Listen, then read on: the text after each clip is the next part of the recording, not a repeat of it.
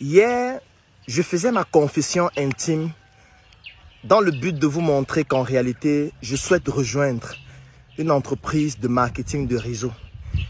Et je donnais une seule condition. La condition qui devait me permettre de rejoindre les entreprises de marketing de réseau était que dans ces entreprises, les produits vendus ne soient pas seulement les produits étrangers, mais qu'il y ait aussi des produits locaux, comme les articles sur mesure, comme les produits start-up cosmétiques, comme les produits start-up food, comme les produits que nous distribuons à travers nos industries comme Startup Color, qui fait de la craie, qui fait des sacs, comme les produits des membres de la Startup Academy ou comme les produits de tout Africain qui produit localement. Ça a créé beaucoup d'interrogations, ça a créé beaucoup de réflexions, ça a créé beaucoup de débats. Il y a beaucoup de personnes qui m'ont contacté. Il y a beaucoup de responsables d'entreprises de marketing de réseau qui m'ont contacté pour essayer de voir comment est-ce que nous pourrions collaborer. Mais à chaque fois, il y avait toujours ce problème qui était celui de savoir, tu ne peux pas venir dans notre entreprise et imposer qu'on vende vos produits africains.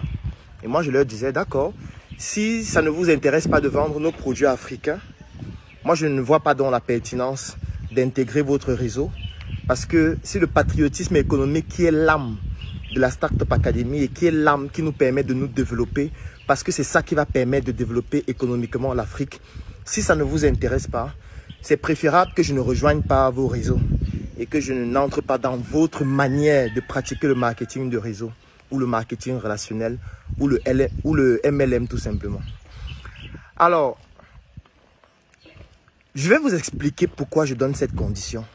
Parce qu'il y a beaucoup de personnes hier qui ne comprenaient pas pourquoi j'exigeais que si les entreprises de marketing de réseau voudraient travailler avec moi et le réseau de la Startup Academy, qui est un réseau très puissant, en tout cas ce n'est pas pour rien qu'ils nous prospectent tout le temps, il ne passe pas un mois sans qu'il y ait au moins 10 responsables d'entreprises de marketing de réseau qui essayent de travailler avec nous. Il y a certains qui sont devenus membres de la Startup Academy juste pour cela. Donc je sais qu'ils savent ce que nous représentons. C'est pour ça qu'ils veulent absolument travailler avec nous ou avec moi directement. Et moi, je leur donne toujours cette condition. Mais aujourd'hui, je vais expliquer pourquoi je donne cette condition. Parce que hier, quand je disais dans la vidéo qu'il faudrait que ce soit nos produits qui soient vendus, les gens ne comprenaient pas. Cette fois, je vais donc, de manière exclusive, expliquer pourquoi je donne cette condition. Une fois, j'ai rencontré un ami qui est dans le marketing relationnel, dans une entreprise de la place, que je ne vais pas citer bien évidemment. Et il gagne beaucoup d'argent. Ça, je ne le cache pas. Il gagne beaucoup d'argent. Il gagne plus de 7 millions par mois. Et d'après ce qu'il m'expliquait, il y a certains qui gagnent même beaucoup plus que ça. Maintenant, les gens qui ont été arnaqués, les gens qui sont entrés, ils ont tout perdu. Moi, je n'ai pas fait d'études dessus. Donc, je ne peux pas me prononcer sur les gens qui ont été arnaqués, les gens qui ont perdu leur argent, etc. Donc, je ne me prononce pas dessus. J'aime me prononcer sur des sujets dans lesquels j'ai fait des recherches et je peux donner des chiffres concrets par rapport à une analyse scientifique qui a été menée. Là, je ne l'ai pas fait, donc je ne veux pas donner de chiffres. Je ne veux pas parler de ce que je ne connais pas. Je vais parler uniquement de cet ami. Ça ne veut pas dire que le fait de parler de lui signifie que ça fonctionne. Parce que peut-être il y a 1000 personnes qui se lancent et il y a seulement une seule personne qui réussit. Je ne sais pas. Ça, il faut mener des études sur un échantillon statistiquement significatif par rapport à ceux qui font le marketing de réseau pour ressortir des chiffres qui vont permettre de pouvoir faire des projections puissantes, concrètes et pertinentes pour dire oui, ça fonctionne ou ça ne fonctionne pas. Donc, je ne vais pas... L'exemple que je vais donner ne signifie pas forcément que le marketing relationnel rend les gens riches ou pas. Moi, je n'en sais pas plus que ça. Donc, je parle juste de mon ami que je connais, qui est dans ces entreprises et qui gagne beaucoup d'argent. Je le connais personnellement. Ce n'est pas une histoire qu'on m'a racontée. Alors lui, il y a des mois où il gagne 5 millions, 7 millions par mois.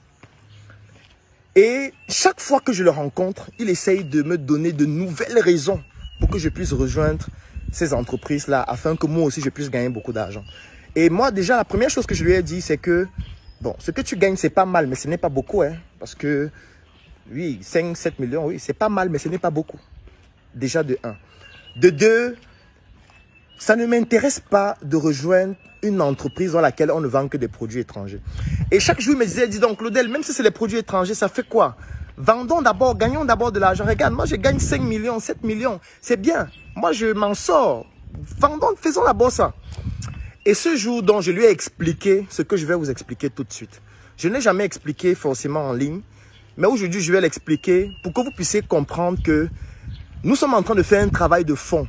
Ce qu'on fait, ce n'est pas... Si c'était juste pour s'enrichir personnellement, c'est qu'on ne fait pas tout ce qu'on fait là. C'est que je ne passe pas mon temps à faire des vidéos chaque jour sur Internet. Non, je vais juste prendre mes connaissances, former mon réseau, on développe quelque chose, on s'enrichit seul. On n'a même pas besoin d'être connu.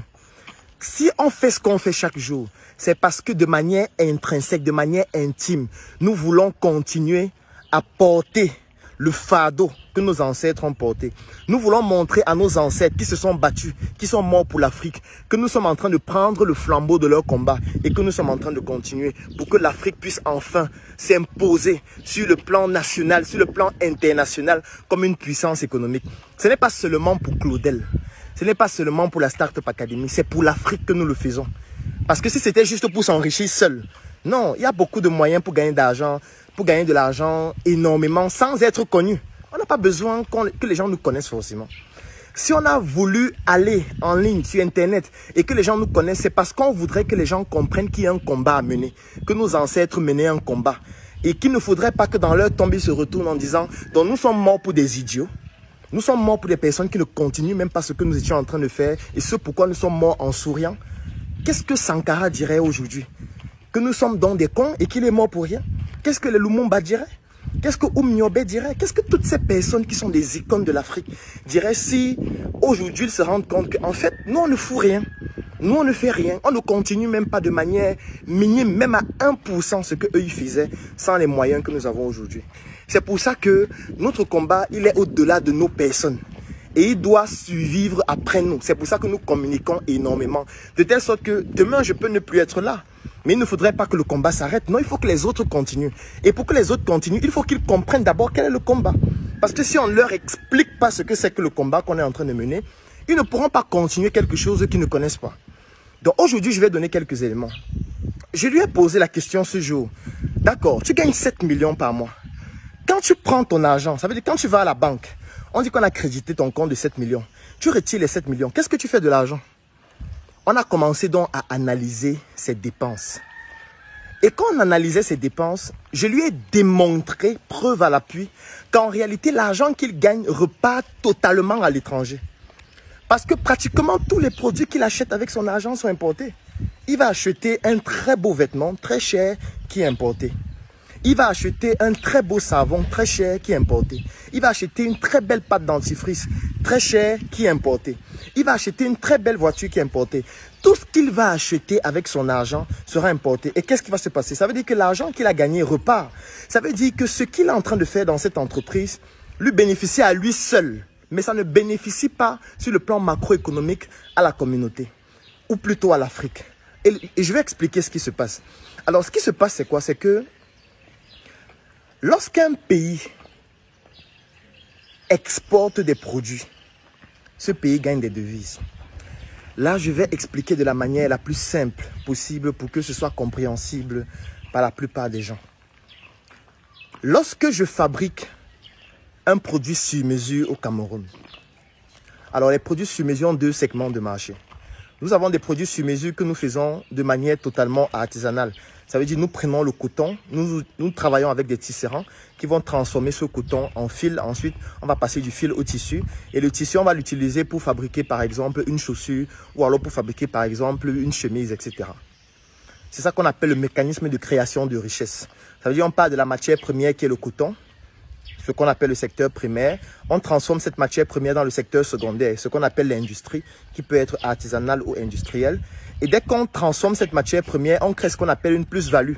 Parce que le tissu qu'on va obtenir ou le vêtement qu'on obtient après transformation a une valeur plus importante que le coton. C'est pour ça qu'on dit qu'on a apporté une nouvelle valeur au coton qu'on avait. C'est ça qu'on appelle la plus-value en économie. Et dans le secteur tertiaire, on va distribuer ce produit. Le secteur tertiaire, ça peut être au marché, ça peut être un supermarché ou ça peut être le MLM. Le MLM, c'est aussi le secteur tertiaire parce que le MLM fait principalement dans la distribution. Donc, on va distribuer le produit. Quand on distribue le produit, qu'est-ce qui se passe? Ce qui se passe, c'est que ça alimente toute une chaîne de valeur qui va enrichir encore davantage le producteur de coton, qui va enrichir davantage les artisans, j'ai envie de dire les tisserands, qui va enrichir les stylistes, qui va enrichir toutes les personnes qui travaillent dans la chaîne et qui va enrichir aussi les personnes qui vendent parce que ces personnes auront des commissions sur chaque vente. Ce qui fait que plus le réseau est huilé, et plus cette chaîne gagne de l'argent. Et l'avantage, c'est que quand cette chaîne est au Cameroun, quand cette chaîne est au Sénégal, quand cette chaîne est au Burkina Faso, ce sont en fait les Africains qui sont dans cette chaîne qui gagnent de l'argent à travers cela. Bon, maintenant, c'est clair que la chaîne peut appartenir à un occidental. C'est pour ça qu'il est toujours important de savoir quels sont les actionnaires d'une entreprise. Parce qu'une entreprise peut venir au Cameroun, installer une chaîne de ce type. Et à la fin de l'année, quand ils font un bilan de 2 milliards, ils exportent 80% des capitaux dans leur pays. C'est ça qu'on appelle l'extradition de capitaux. Et là, ça ne nous profite pas toujours parce que eux, ils vont reprendre tous les capitaux qui ont été produits. C'est pour ça que les entreprises doivent aussi nous appartenir, ou du moins en majorité. Il ne faut pas seulement qu'on soit dans la production et qu'on ne contrôle pas le capital qui est investi et qui a permis d'implémenter ces entreprises. Mais bon, je n'ai pas envie d'entrer trop dans les détails en économie, ça va nous perdre pour rien. Ça, c'est la première partie qu'il faut comprendre. Maintenant, quand cette chaîne est bien huilée et que le produit commence à avoir du succès, commence à dépasser les besoins nationaux et il commence à avoir par exemple du besoin en France pour ce produit. Par exemple en France, les gens commencent à dire nous on veut aussi des articles sur mesure, nous on veut aussi des chaussures sur mesure, nous on veut aussi des sacs sur mesure. Qu'est-ce qui se passe? On commence à exporter les produits sur mesure aux États-Unis, on commence à exporter en Italie, on commence à exporter en France. On exporte par exemple 50 tonnes, 200 tonnes, 500 tonnes de produits sur mesure en France. Ce qui se passe, c'est quoi? C'est que quand les produits sur mesure vont être exportés en France, la France et le Cameroun vont interagir sur le plan économique avec ce qu'on appelle des devises.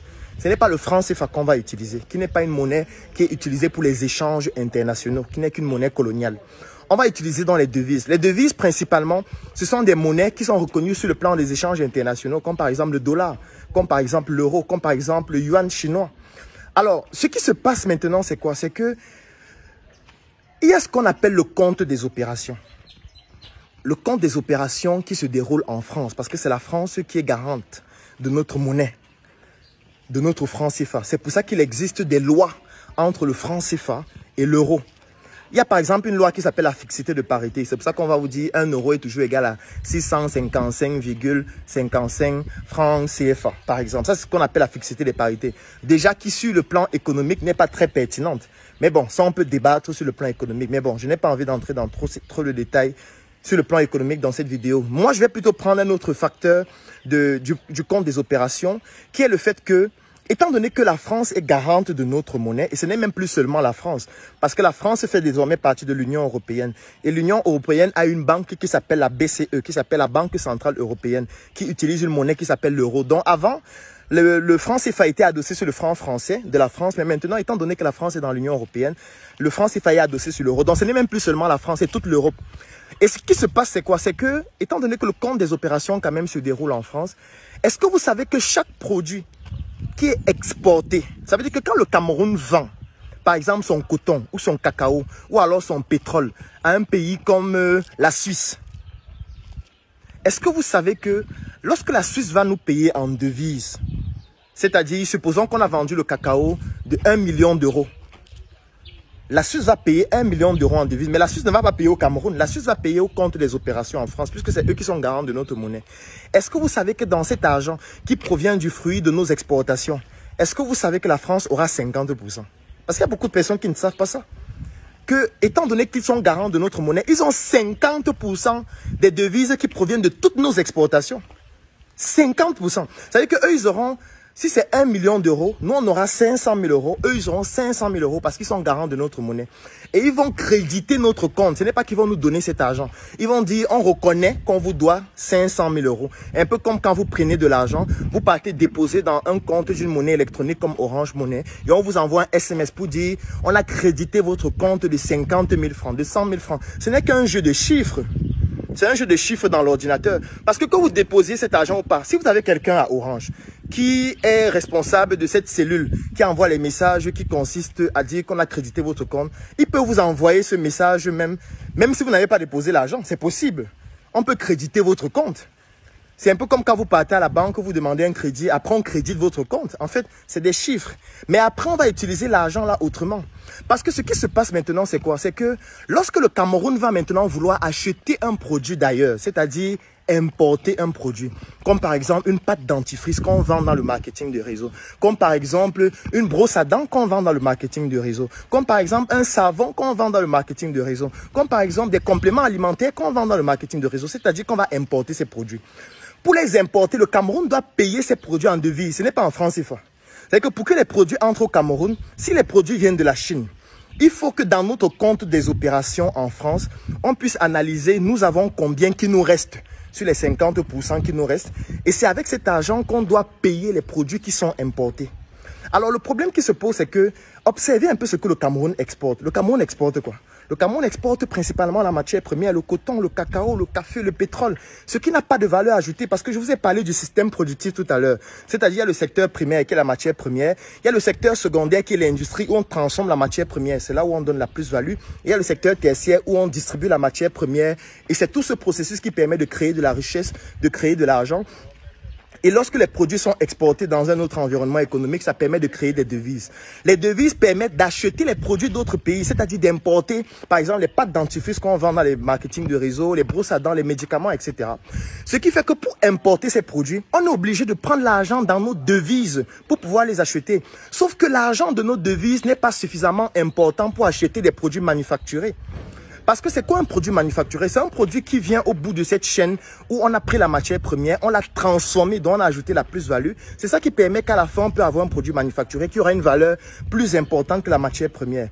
La preuve, c'est quoi? La preuve, c'est que si je prends peut-être une matière première comme le cacao n'a pas une valeur plus importante que le chocolat. Le chocolat, c'est un produit manufacturé dont le prix du chocolat coûte plus cher que le prix du cacao. Si on regarde par exemple par rapport au grammage, vous allez voir des plaquettes de chocolat qui vont coûter 3 000, 4 000, 5 000 francs même parfois, alors que le kilo de cacao parfois coûte moins de 1 000 francs.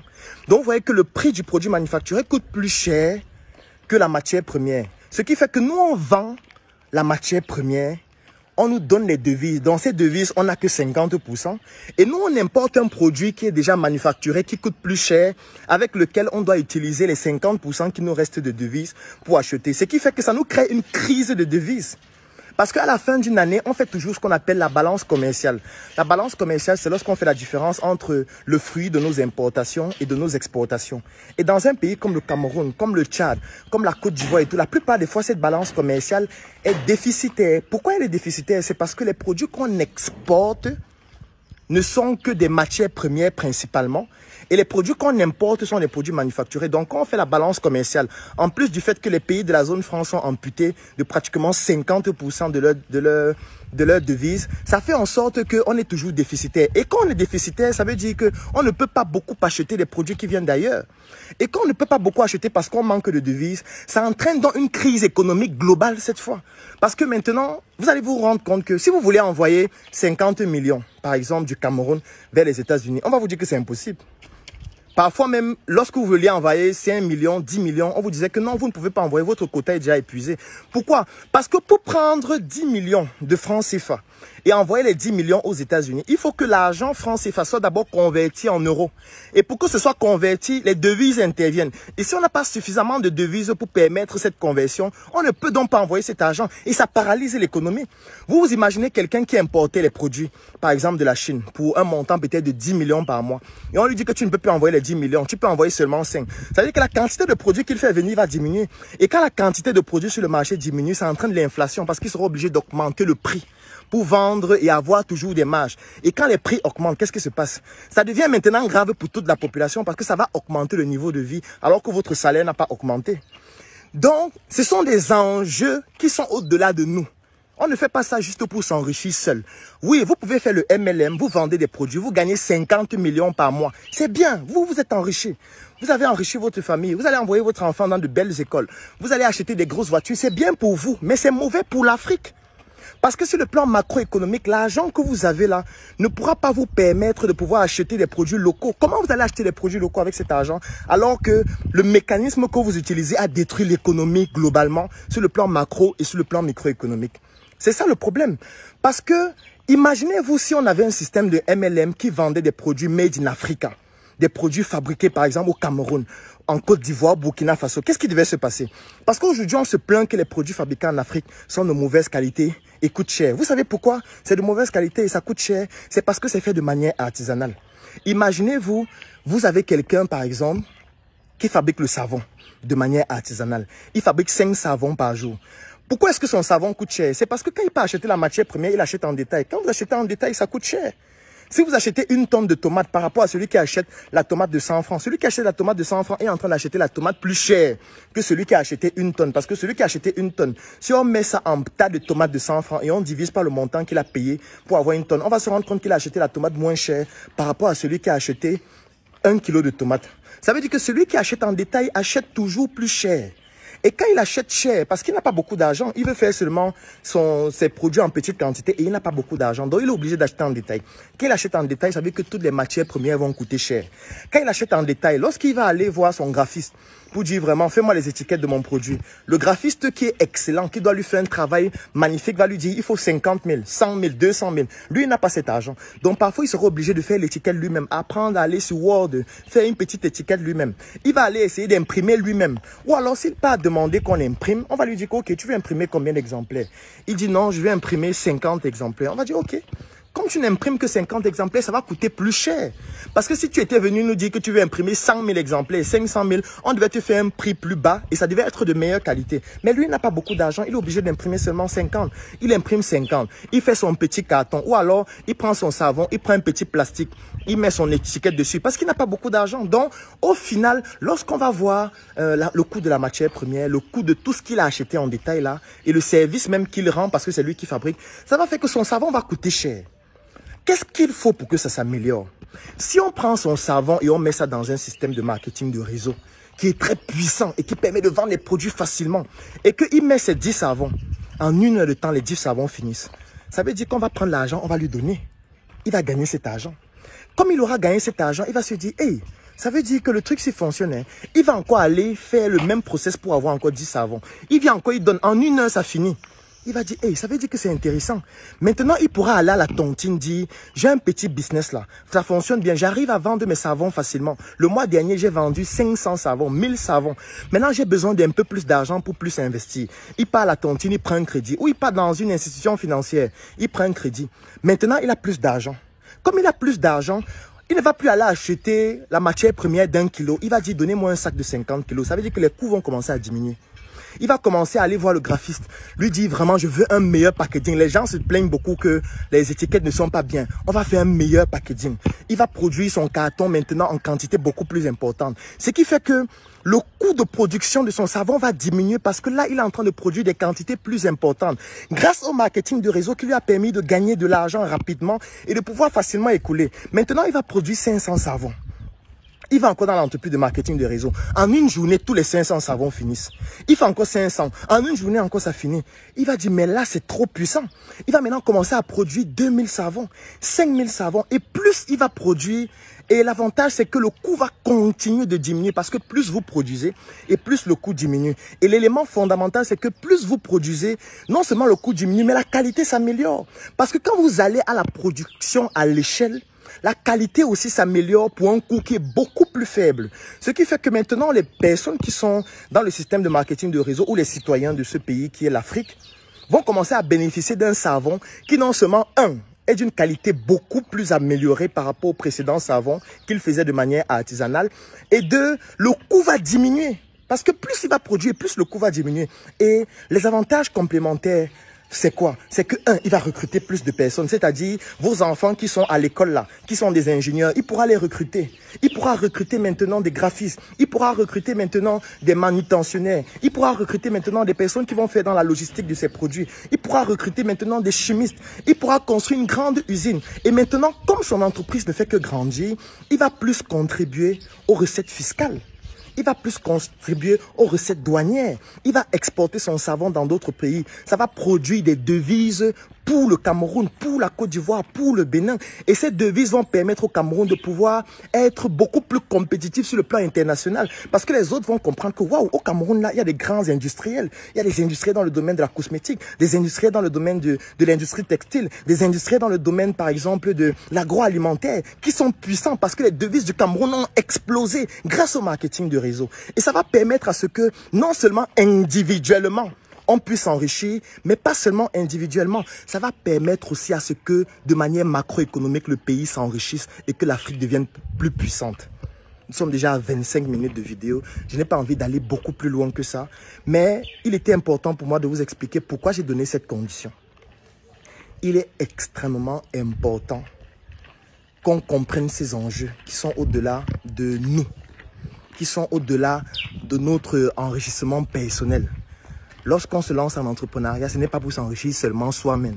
Oui, vous êtes dans le marketing de réseau. Oui, vous gagnez des millions par mois. Vous gagnez même des milliards. C'est bien. Vous vous êtes enrichi. Vous avez enrichi votre enfant. Vous avez enrichi votre famille. Est-ce que vous avez pensé aux autres qui sortent de l'école et qui n'ont pas d'emploi? Est-ce que vous avez pensé aux médecins qui sortent de la faculté de médecine et qui n'ont pas d'emploi parce qu'on ne construit pas d'hôpitaux? Parce que si vous aviez pensé à eux, vous auriez compris que si on produit beaucoup plus de richesse locale, avec cette richesse, on peut décider que, voilà, les personnes qui sont dans notre système de marketing de réseau, on doit construire un hôpital pour eux. Et quand on construit un hôpital, ça donne de l'emploi aux médecins. Ça donne de l'emploi aux ingénieurs. Ça donne de l'emploi aux architectes qui vont concevoir ces plans. Ça donne de l'emploi à toute la population. Donc on n'est plus en train de le faire pour nous. On n'est plus en train de le faire pour s'enrichir seul. On le fait pour enrichir tout un pays, toute une nation. Et là, j'ai fait même un plaidoyer pour que même nos gouvernants puissent imposer à ces entreprises d'avoir une proportion de produits locaux qu'on vend dans leur système d'affiliation. Parce que si on laisse seulement que ce soit des produits importés, ça va détruire notre économie qui est déjà en crise. On ne peut pas continuer comme ça, non. C'est ça qui nous tue. C'est ça qui nous détruit. C'est bien, oui, mais il ne faut pas que ce soit seulement les produits importés. C'est pour ça que moi, je ne peux pas rejoindre une entreprise qui ne fait que ça. Je ne peux pas rejoindre une entreprise qui ne vend que les savons importés, les brosses à dents importées, les dentifrices importés. Oui, je vais le faire, je vais gagner de l'argent, n'est-ce pas? Je vais m'enrichir, n'est-ce pas? Mais, et ça fait quoi? Qu'est-ce que j'aurais fait pour contribuer à ce que l'Afrique puisse se développer, que l'Afrique puisse s'enrichir aussi? Parce que ça, c'est l'enjeu le plus important. Nous avons tous une mission. Si nous sommes là, c'est parce qu'il y a des ancêtres qui se sont battus pour que nous ayons même la prétention de parler comme nous sommes en train de nous exprimer actuellement. Et pourquoi nous ne voulons pas continuer le combat qu'ils menaient? Vous savez que nous sommes dans des lâches, nous sommes dans des personnes égoïstes, nous sommes dans des personnes qui veulent juste s'enrichir seules, juste s'enrichir avec leur famille, leurs femmes, leurs enfants, baiser au quotidien et dire que oui, la vie est belle. C'est ça la vie. C'est ça que vous voulez promouvoir pour vos enfants, pour ceux qui viendront après nous, qui vont trouver que nous étions des idiots parce que nous n'avons pas garanti un pays beaucoup plus agréable à vivre pour eux. Non, on doit dire non à ça. C'est pour ça que soit on leur impose de le faire, d'introduire nos produits locaux dans leur système d'affiliation. Et s'ils ne veulent pas, on va créer nos propres systèmes d'affiliation. Comme moi, je voudrais qu'on crée un système d'affiliation. Et là, je fais un appel à tous les Africains à travers le monde. Je fais un appel à tous les panafricanistes à travers le monde, à tous les révolutionnaires africains à travers le monde. Créons nos propres réseaux d'affiliation. Dès aujourd'hui, je me porte garant de cela. Créons nos propres réseaux d'affiliation. Si quelqu'un qui suit cette vidéo a une compétence pour créer des réseaux d'affiliation, si quelqu'un qui suit cette vidéo, qu'importe l'endroit de l'Afrique où il se trouve, parce qu'aujourd'hui la technologie permet à ce qu'il n'y ait plus de barrières, si quelqu'un qui suit cette vidéo, qu'il soit africain ou pas, parce que ne pensez pas que les Occidentaux, c'est tout le monde qui déteste l'Afrique, non. Ce n'est pas un combat de race que nous sommes en train de faire, parce que même les Occidentaux aussi subissent l'oligarchie.